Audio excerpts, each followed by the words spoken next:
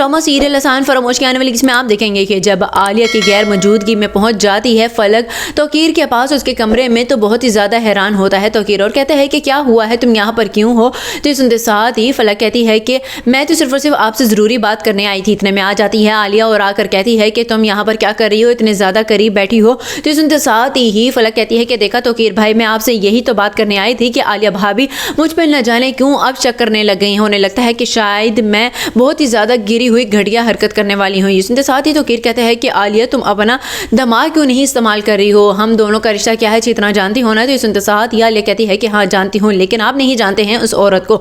कब आंखें खोलेंगे, दूसरे सीन में आप देखेंगे कि जब फलक कबीर से कहती है कि कबीर बस बहुत हो चुका है, हमें इस घर से जाना चाहिए। तो सुनते साथ ही कबीर कहते हैं कि क्यों, कैसी बातें कर रही हो तुम।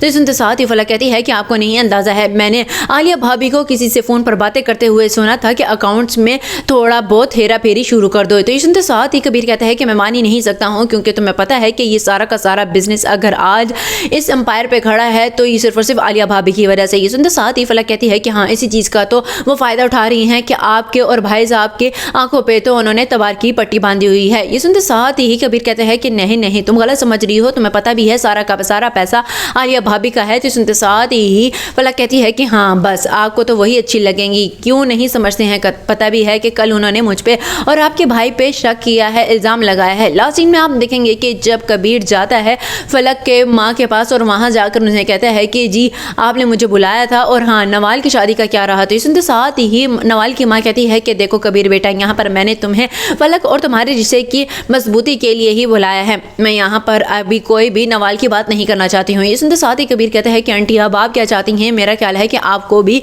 फलक को समझाना चाहिए। सुनते साथ ही नवाल की माँ कहती है कि मेरा ख्याल है कि फलक का अलग घर में रहने का फैसला बिल्कुल ठीक है।